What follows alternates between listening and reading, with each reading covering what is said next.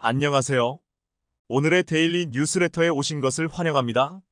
만약 도널드 트럼프 전 대통령이 이번 미국 대통령 선거에서 재선된다면 세계는 미국의 대외 정책에 큰 변화를 목격하게 될 것입니다. 트럼프의 복귀는 국제관계를 변화시키고 글로벌 경제에 영향을 미치며 지역 안보와 안정에 새로운 도전 과제를 제시할 수 있습니다. 특히 나토, 중국, 그리고 북한과 같은 동맹국 및 적대국에 대한 그의 정책은 광범위한 영향을 미쳐 각국이 새로운 상황에 적응하기 위해 전략을 조정해야 할 것입니다. 한국의 핵무장을 배제하지 않는다. 엘브리지 콜비 전 미국 국방부 전략개발 담당 부차관보. 이번 미국 대선에서 도널드 트럼프 전 대통령이 당선될 경우 백악관 국가안보보좌관 후보로 거론되는 전직 미국 국방부 당국자가 놀라운 발언을 했습니다. 한국의 핵무장을 허용할 수 있다는 발언이었는데 그동안 미국 내에서 제기되어 왔던 주장과는 차원이 다른 수준이었습니다.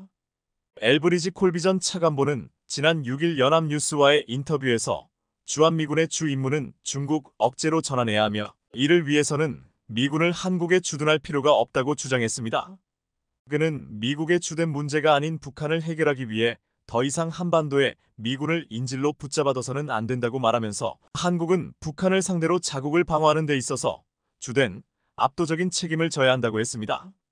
그 이유로 미국은 북한과 싸우면서 중국과도 싸울 준비가 된 군사력을 갖고 있지 않기 때문이다라고 설명했습니다. 미국은 당장 대만을 위협하는 중국을 상대해야 하는 입장에서 한반도까지 동시에 커버할 수 없기에 한국의 힘을 키워놔야 한다고 하는 것입니다. 실제로 미국은 지금 중국이 빠르게 군함수를 늘려가자 이에 대항할 수 있는 생산력이 없다고 보고 이를 한국의 조선소에 맡기려고 하는 움직임까지 보이고 있습니다. 그런데 정작 트럼프가 가장 중요하게 생각하는 것은 돈입니다. 이번 미국 대통령 재선 가능성이 큰 도널드 트럼프는 최근 한국의 주한미군 주둔비용 분담금을 큰 폭으로 올리겠다고 말한 바 있습니다. 엘브리지 콜비 전 차관보는 전략적인 차원에서 주한미군 철수를 말했지만 트럼프는 오로지 경제적인 부분을 부각시키면서 철수를 말했습니다. 사실상 트럼프 사단은 이 두 가지 요소를 모두 주한미군 철수의 이유로 가지고 있는 것으로 해석되고 있습니다. 트럼프 재임 시절 국방장관이던 마크 에스퍼 전 미 국방장관은 회고록에서 트럼프가 주한미군 철수를 거론한 것으로 증언한 바 있습니다. 주한미군을 철수하자는 트럼프를 마이크 폼페이오 당시 국무장관이 두 번째 임기에서 우선적으로 다룰 문제라며 달래자 트럼프가 두 번째 임기라는 말에 흐뭇해하면서 물러섰다고 썼습니다. 트럼프는 최근 한국은 부국인데 왜 미국이 지켜주냐며 최근 자신의 재임 시절 한국이 주한미군 분담금을 수십억 달러를 내기로 동의했다고 허풍을 떨기도 했습니다. 만약 트럼프가 재집권해서 방위비를 터무니없이 올리려 한다면 국내에서는 주한미군 철수 위협에 응하지 않아도 된다고 말하고 있습니다. 이미 한국은 주한미군에 방위비 분담금 50%가량 내고 토지 건물을 제공하며 미국산 무기까지 엄청나게 사들이고 있습니다. 충분한 대가를 치르고 있다는 것입니다. 한국은 지난해 군사력 순위에서 5위를 차지하면서 비록 핵무기가 없지만 막강한 군사력을 지니고 있는 것으로 평가되었습니다. 한국은 K9자주포, K2 전차 등을 만들며 세계 최강의 포병 부대를 가지고 있고 한국산 전투기, KF-21 현무 미사일, SLBM 등을 가지면서 막강한 무기들을 개발하고 실전 배치하고 있습니다. 그런데 이 무기들이 주한미군이 철수하면서 핵무기 개발까지 하게 된다면 엄청난 위력을 지니게 될 것이라고 말하고 있습니다. 당장 주한미군이 한국에서 철수하게 된다면 미국은 중국을 견제할 중요한 기지를 잃게 되고 중국에서 대만을 침공할 때도 이를 막을 수 있는 전력 또한 부실해질 것이라는 주장도 있습니다. 한국은 트럼프가 주한미군을 철수시키고 핵무장을 허용하게 된다면 이를 기회 삼아 동북아에서 미국 없이도 힘의 균형을 이룰 수 있는 중심 국가가 되어야 한다고 말하고 있습니다. 서균열 서울대 원자핵공학과 교수는 오래전부터 독자 핵무장론을 설파해왔는데 우리나라가 핵무장할 만할 충분한 잠재력을 가지고 있다고 말해왔습니다. 한국은 고도의 핵기술을 보유하고 있으며 이미 핵무기 도면과 3차원 도면을 가지고 있습니다.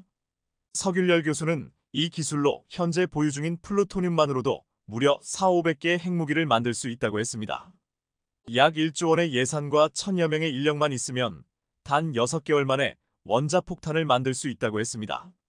또한 6개월 정도의 시간만 추가로 주어진다면 전술핵무기와 전략핵무기도 개발이 가능하다고 했습니다. 한국은 이미 핵무기를 제외하고 엄청난 무기들을 만들어 왔는데 핵무기가 만들어진다면 기존의 무기들과 강력한 조합이 생성됩니다. 가장 먼저 한국은 지난 2021년 세계에서 7번째로 SLBM 개발에 성공했습니다. 핵무기가 없는 국가가 SLBM을 보유하는 것은 처음 있는 일이었는데 여기에 핵무기가 달린다면 무시무시한 힘을 갖게 됩니다.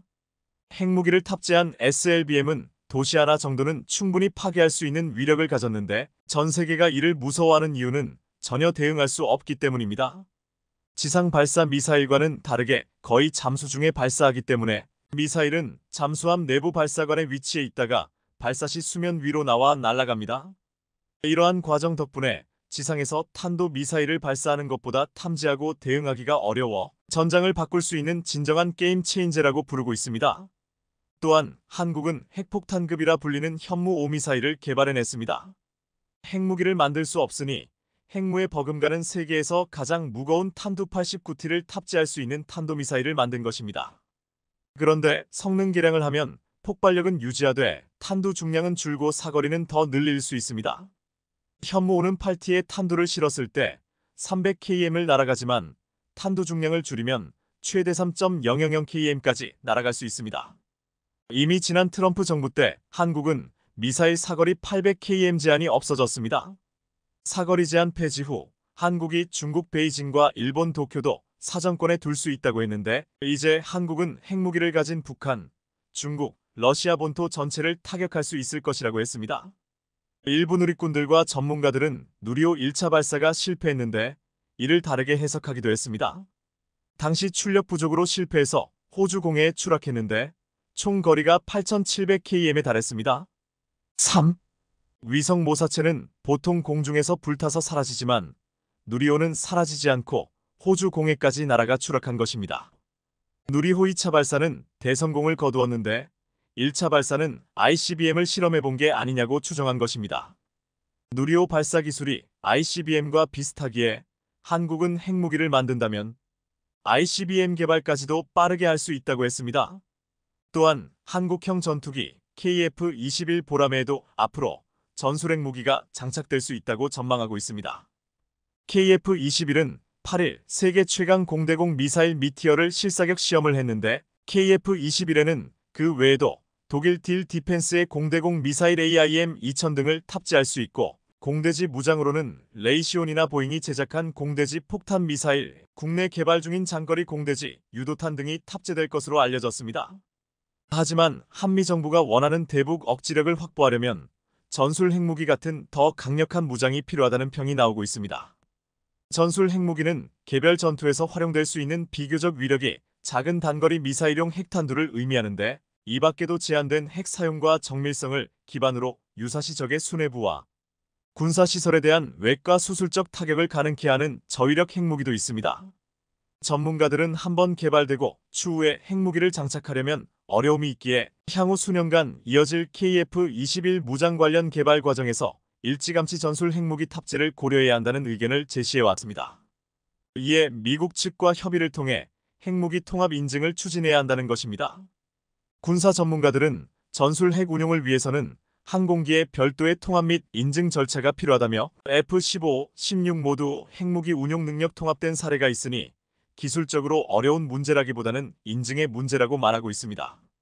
미국이 만약 핵무기를 허용한다면 아예 미국이 최근 개발한 저위력 핵탄두 W-76을 한국의 잠수함과 최근 시험 발사에 성공한 SLBM 잠수함 발사탄도 미사일에 탑재해 운용해야 한다는 의견도 있습니다. 또한 F-35 전투기를 기반으로 미국의 신형 저위력 중력 폭탄을 공유받는 공중 기반 핵공유 체제도 고려할 수 있다고 했습니다. 서균열 서울대 원자핵공학과 교수는 최근에 자신이 아직 일을 할 수 있을 때 한국이 핵무기를 만들어 국가에 공헌할 수 있기를 바란다고 말했습니다. 그는 50년 전에 프랑스가 핵개발을 하면서 당시 드골 대통령은 뉴욕이 불바다가 될 것인데 파리를 지켜줄 것이냐? 라고 물었다고 했습니다. 이제 이것은 북한이 미국 본토까지 핵탄두를 날릴 수 있는 ICBM을 개발했는데 미국이 서울을 지키기 위해 뉴욕을 포기할 수 있느냐는 질문으로 이어진다고 했습니다. 이제 미국의 해구사는 더 이상 신뢰할 수 없기에 한국은 독자적인 핵무장을 해야 한다는 것입니다. 최근 우크라이나 전쟁이 터지자 미국 빌 클린턴 전 대통령은 큰 후회를 했습니다. 1993만 2001년까지 미 대통령을 지낸 클린턴은 최근 아일랜드 RT 방송과의 인터뷰에서 우크라이나가 여전히 핵을 보유하고 있었으면 러시아가 우크라이나를 침공하지 못했을 것이라고 밝혔습니다. 그러면서 클린턴은 그들 우크라이나의 핵무기 포기에 동의하도록 설득했기 때문에 개인적인 책임을 느낀다며 우크라이나가 계속 핵무기를 가지고 있었다면 러시아가 이 같은 어리석고 위험한 일을 하지 못했을 것이라고 말했습니다. 한국의 핵무장은 위험한 핵무기를 쓰려고 함이 아니라 북중러와 힘의 균형을 유지하며 평화를 지키기 위해 필요하다고 말하고 있습니다. 세계에서 가장 무거운 탄두 중량만 8톤이 넘는 한국의 괴물 무기가 등장한다는 소식에 전 세계 방산업계가 주목하고 있습니다. 이른바 괴물 미사일로 불리는 현무 5탄도 미사일이 양산에 돌입한다는 소식이 전해진 건데요. 현무5는 한국형 삼축 체계 중 하나인 대량 응징 보복의 대표적인 수단으로 우리 군의 최종 목표인 적의 벙커를 폭파시키는 데 매우 적합한 무기입니다. 실제로 북한과 중국의 군사시설은 땅속 깊은 지하시설에 위치해 있어 지상에서 강력한 폭발을 일으키더라도 치명타를 입히는데 한계가 있기 때문에 벙커버스터가 무엇보다 중요한데요. 이는 결국 우리 군의 최종 목표가 적의 기지를 날릴 수 있느냐이기 때문인데 실제로 현무5도 유사시 북한 수뇌부가 집결하는 전쟁 지도부와 핵미사일 기지 등 핵심 시설을 타격하기 위해 개발됐습니다. 이런 이유로 북한에서는 한국의 미사일 전력이 강화될수록 그만큼 방호벽을 강화하고 있다고 하는데 실제로 북한의 3m 높이의 초대형 콘크리트 구조물이 존재합니다. 북한의 지하 벙커는 화강암 지역을 굴착해 설계한 것으로 핵무기 방어가 가능한 것으로 평가됩니다.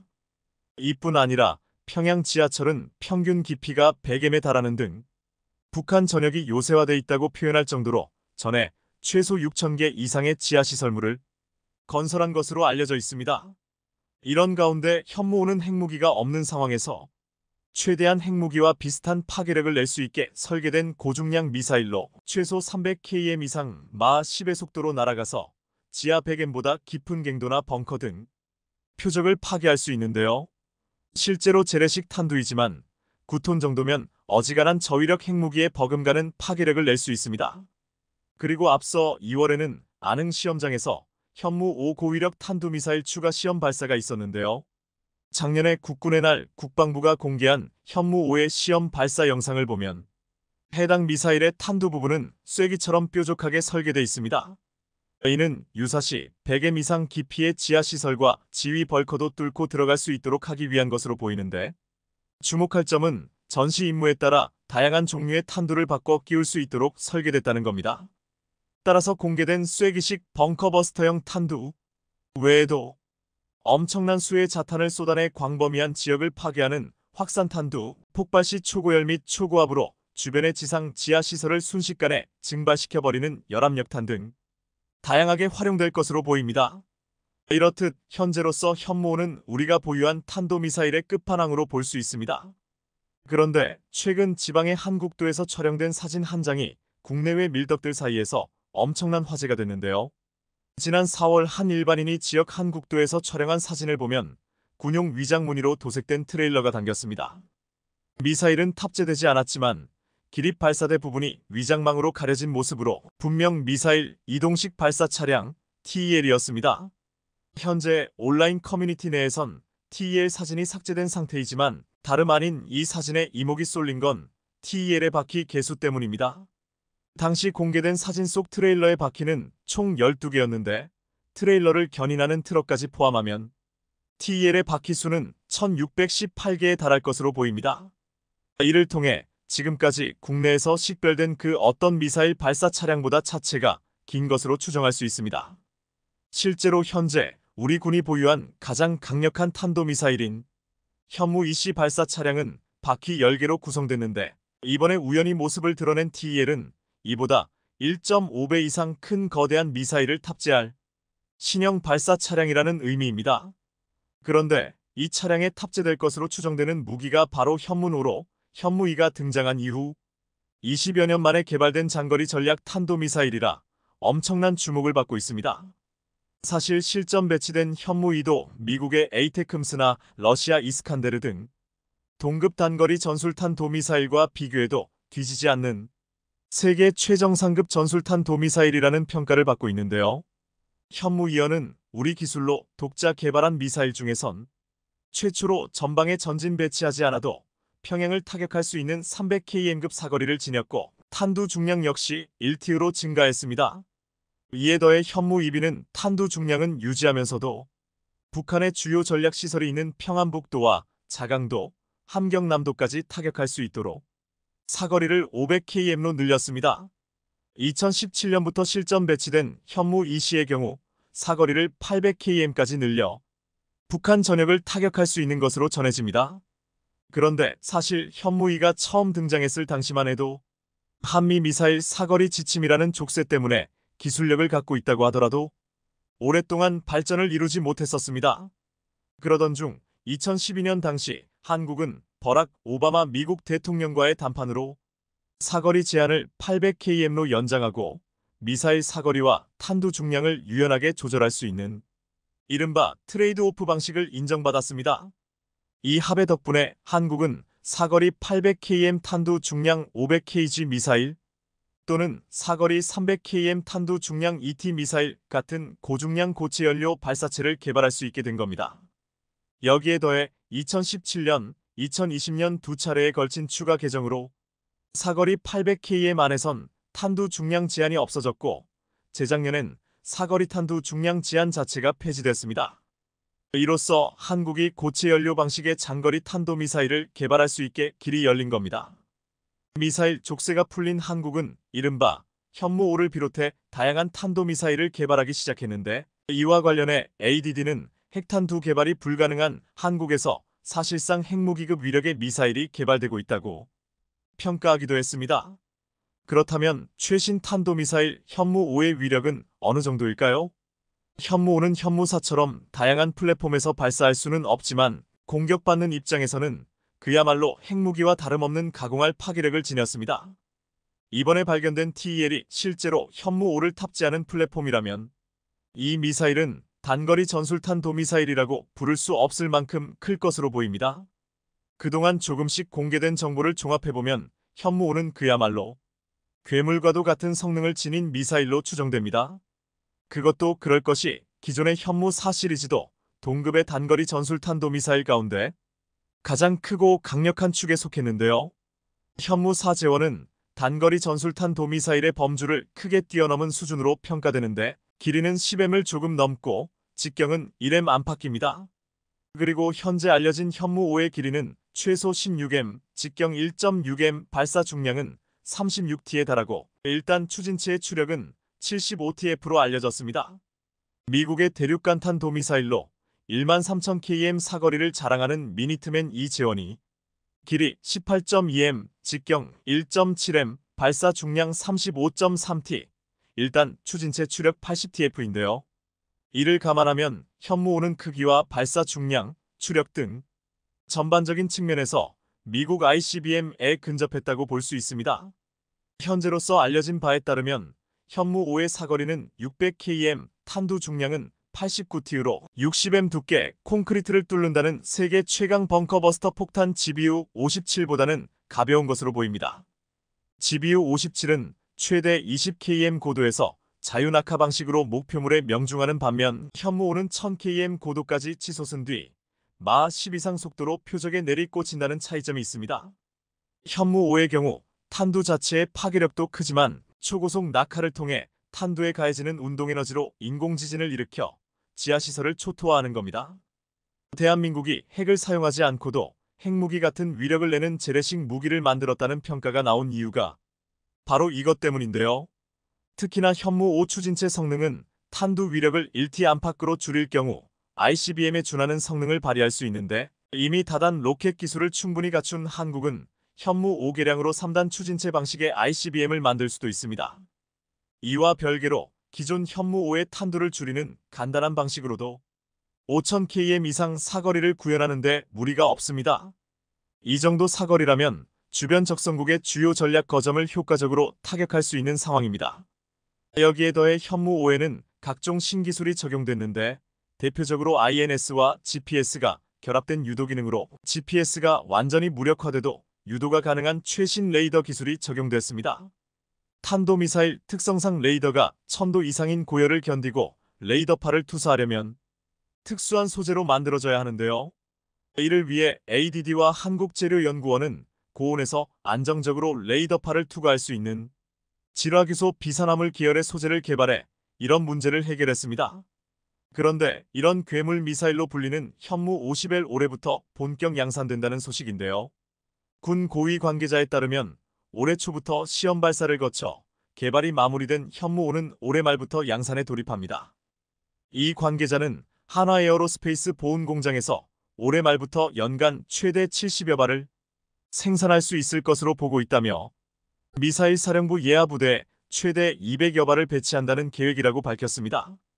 여기에 더해 해군이 보유할 합동화력함에도 현무5를 장착한다는 계획으로 앞서 한화오션이 MADEX 2023 공개한 합동화력함은 대형 이지스 구축함 크기인 배수량 8000T급으로 길이 150m, 폭 20여m에 달합니다. 이렇듯 현무5의 본격적인 양산 소식이 들리면서 그 다음 단계인 현무6 RCS 연구 또한 착수할 것으로 보이면서 북한이 크게 긴장하고 있다는데요. 지하에 숨어든 북한 수뇌부를 가루로 만들 현무5가 전력화될 날이 머지않은 만큼 이제 한국은 재래식 미사일 전력으로 북한 핵무기에 대한 억제력을 확보하게 될 것으로 보입니다. 중국의 두 번째 항공모함인 산둥함이 실전 배치되었습니다.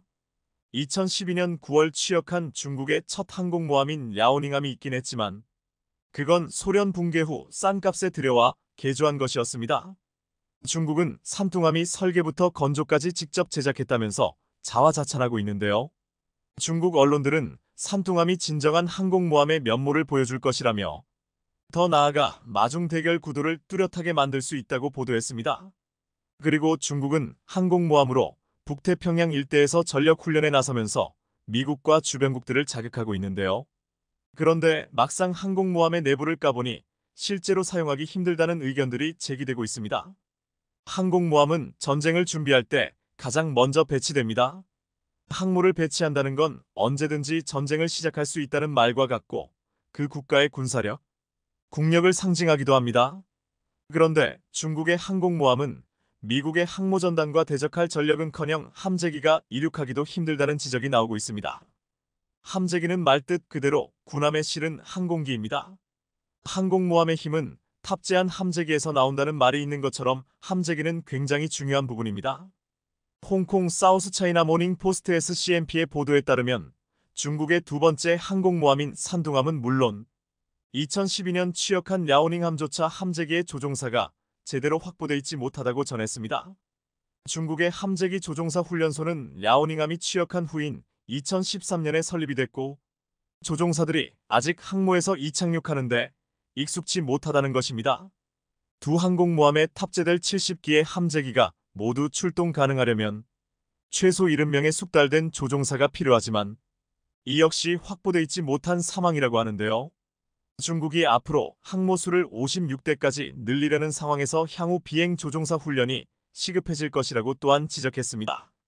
항공모함은 활주로가 일반 군용 공항보다 훨씬 짧기 때문에 고도의 훈련이 필요하다고 알려져 있습니다. 그리고 함재기의 이륙에 중요한 역할을 하는 사출기 캐터펄트가 중국의 항공모함 두 척에는 모두 없는 상황입니다. 이륙 시에 조종사가 엔진을 스스로 조종하는 자유 이륙 방식에 의해 고도의 조종사 숙련도가 요구되고 엔진이 쉽게 손상되며 날개 충격이 큰 단점이 있어 구소련 이후 인도 해군만이 사용하는 방식입니다. 즉 함재기 조종사가 기계적 이착륙 장치의 도움을 받는 것이 아닌 조종사 숙련도의 의지에 잦은 엔진 과부하와 날개 손상으로 함재기 수명이 단축된다는 것입니다. 이런 탓에 랴오닝 배치한 지 3달이 돼서야 시야가 잘 보이는 낮 시간에 이착륙을 처음으로 성공했다고 하고 야간 착륙은 취역 6년 뒤인 2018년 5월에나 처음으로 가능했다고 알려져 있습니다. 실제 전쟁은 밤낮을 가리지 않고 하게 되는데 밤에 이착륙도 제대로 못하는 상황이니 중국의 항공모함은 밤에 거의 무용지물인 상황이네요. 그리고 이제야 막 이착륙을 했으니 당연히 실전 훈련은 아직 엄두도 못 낼 것입니다. 이러한 훈련 과정에서 치명적인 사고들도 발생했지만 중국 정부에서 신규 조종사 모집에 방해되는 것을 피하기 위해 외부에 보도되지 못하도록 했다고 합니다. 중국의 군사 전문가들도 현재 조종사의 절대적인 숫자가 부족하고 숙련돼 있지 못하다고 인정하고 있는 상황입니다. 이뿐만이 아닙니다. 가뜩이나 부족하다고 하는 조종사들을 더욱 힘들게 하는 것은 몇 가지 더 있는데요. 함재기인 J-15의 무거운 몸무게입니다. J-15는 연료를 가득 채우고 미사일 등을 모두 장착해 완전 무장한 상태의 무게가 33톤티에 이릅니다. 미국의 최신의 스텔스 전투기이자 거대한 전투기로 유명한 F-22의 무기 적재 중량도 29톤 정도니 J-15는 엄청나게 무거운 셈이죠. 문제는 이 무게로는 산둥함에서 도저히 날 수가 없다는 것입니다.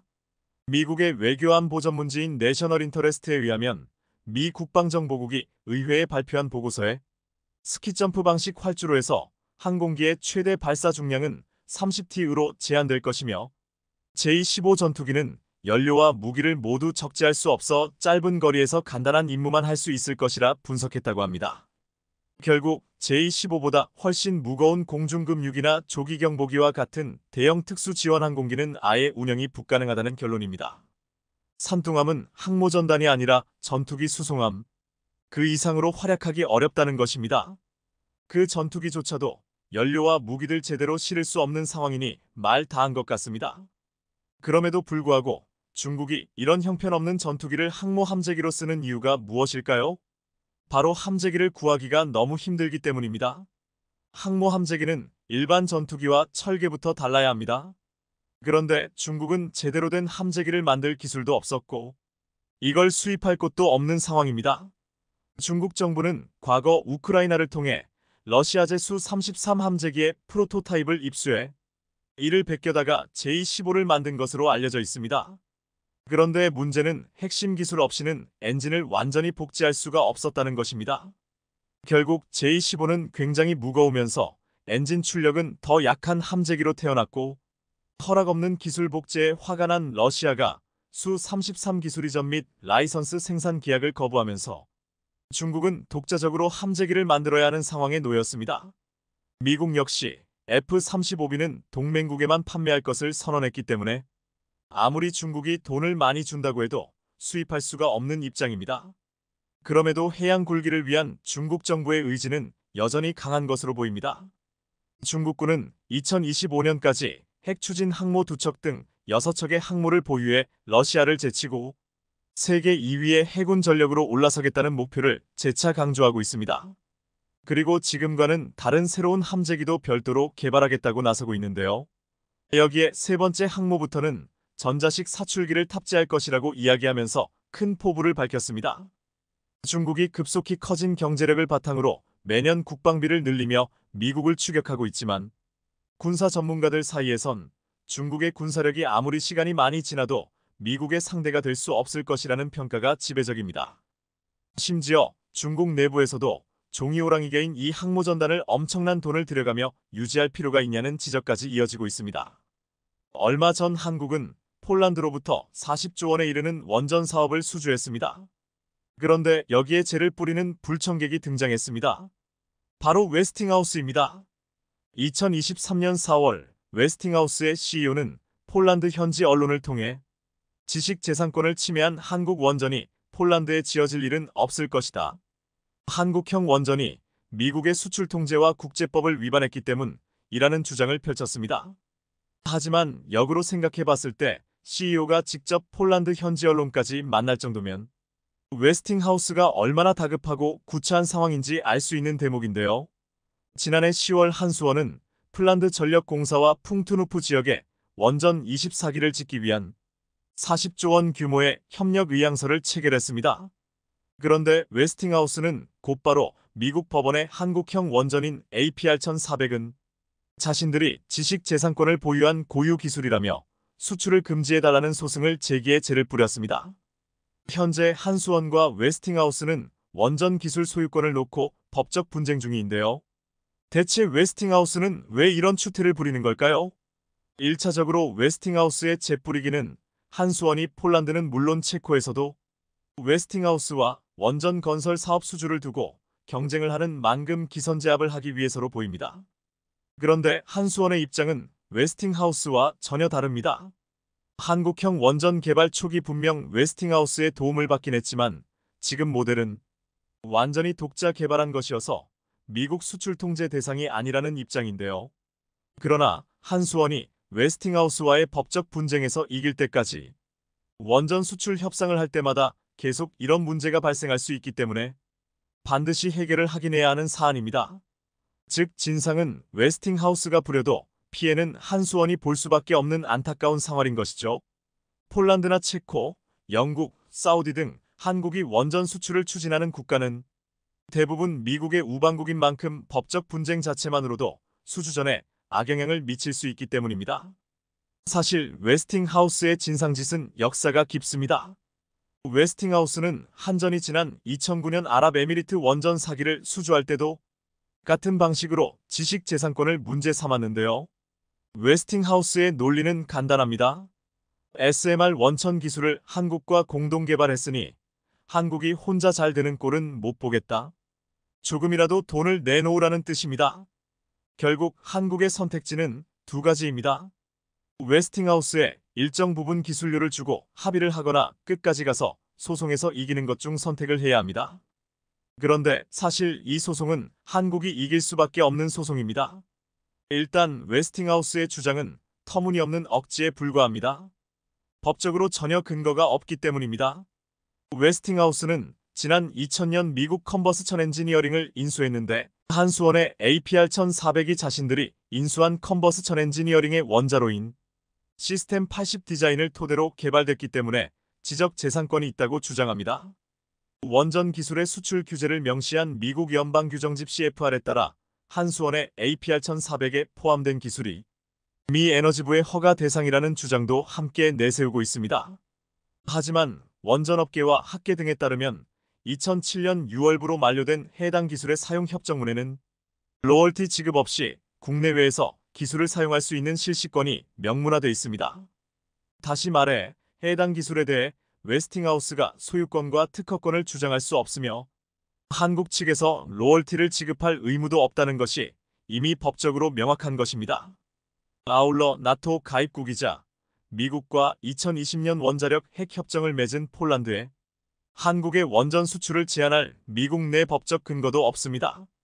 그런데 웨스팅하우스는 한수원이 2009년 아랍에미리트에 원전 사기를 수출할 때도 지재권을 문제 삼은 바 있는데요.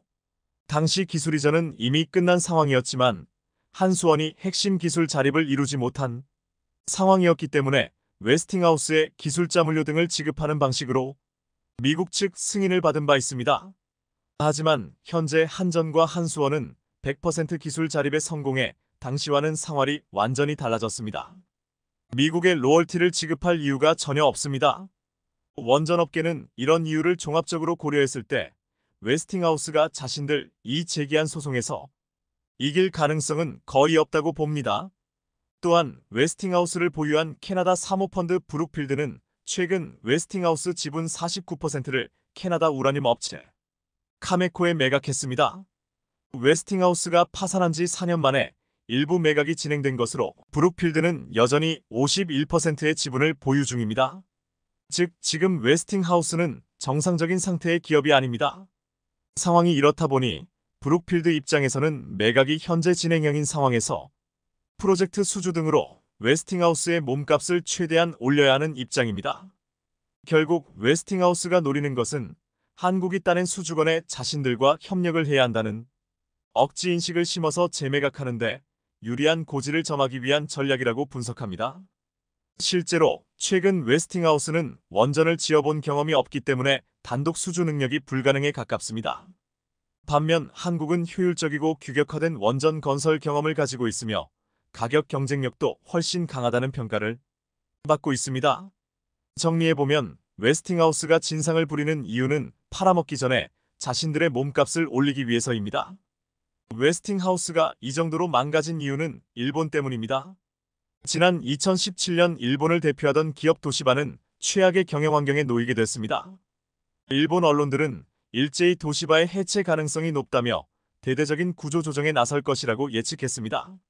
일본 간판 IT 기업 도시바가 파산 직전까지 몰린 이유는 2006년 영국 국영 B&F로부터 54억 달러를 지불하고 인수한 원전 기업 웨스팅하우스 때문이었습니다. 당시 인수 추정가는 25억 달러에 불과했지만 도시바는 제너럴 일렉트릭, 미쓰비시 중공업 등과의 경쟁에서 2배 이상의 돈을 지불하고 이 기업을 인수하는 악수를 두고 맙니다. 이때 입찰에서 패배한 두산중공업은 눈물을 흘렸고 도시바는 이겼다며 환호했지만 몇 년 뒤 이를 두고 하늘이 대한민국을 도운 3대 사건이라는 표현까지 나왔을 정도로 그 결말은 일본에게 끔찍했습니다. 2011년 후쿠시마 원전 사고라는 원전업계 최악의 사건이 발생한 이후 웨스팅하우스가 수주한 원자력 발전소 공사가 늦어지면서 비용이 눈덩이처럼 불어났지만 도시바는 독립 경영을 고수하면서 40영 웨스팅하우스의 손실을 방치했습니다.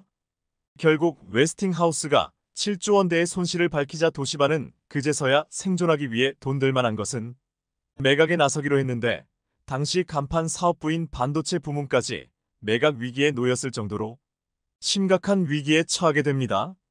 이후 도시바는 본업까지 몰락해 파산으로 접어들었고 웨스팅하우스는 캐나다에 팔리게 됩니다. 도시바 몰락의 원흉이 된 웨스팅하우스는 분명 미국 기업으로 출발했지만 지금도 캐나다 사모펀드 브룩필드 리뉴어블과 캐나다 우라늄 생산기업 카메코가 지분을 양분하고 있어 미국 정부가 직접 통제하는 데에도 한계가 있습니다. 결과적으로 웨스팅하우스는 지금 원전 생산 능력을 갖추고 있지 않으며 원전 관련 특허를 일부 가지고 있을 뿐 여기저기 팔리는 유령회사와 같은 처지에 놓여 있습니다. 따라서 어떻게든 한국이 수주한 사업의 진상을 부려 최소한의 합의금이라도 뜯어내서 기업 가치를 높인 뒤 또다시 매각하려는 얄팍한 전략을 노리고 있는데요. 일각에서는 기회만 있으면 피곤하게 구는 웨스팅하우스를 이참에 한국이 사버리자는 이야기도 나오고 있지만 그다지 매력적이지 않은 매물이라는 게 중론입니다. 우리가 산다면 특허 이슈를 한 번에 해결할 수 있다는 장점이 있지만 무려 12조 원이 넘는 것으로 평가되는 몸값은 그야말로 현실성이 떨어진다는 지적이 많기 때문입니다.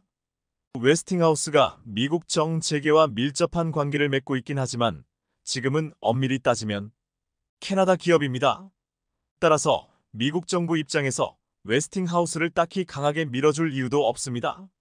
미국이 웨스팅하우스와 한수원의 협업을 압박하는 이유는 어디까지나 정치인들의 사적인 목적 때문이지 미국을 위한 것은 아닙니다.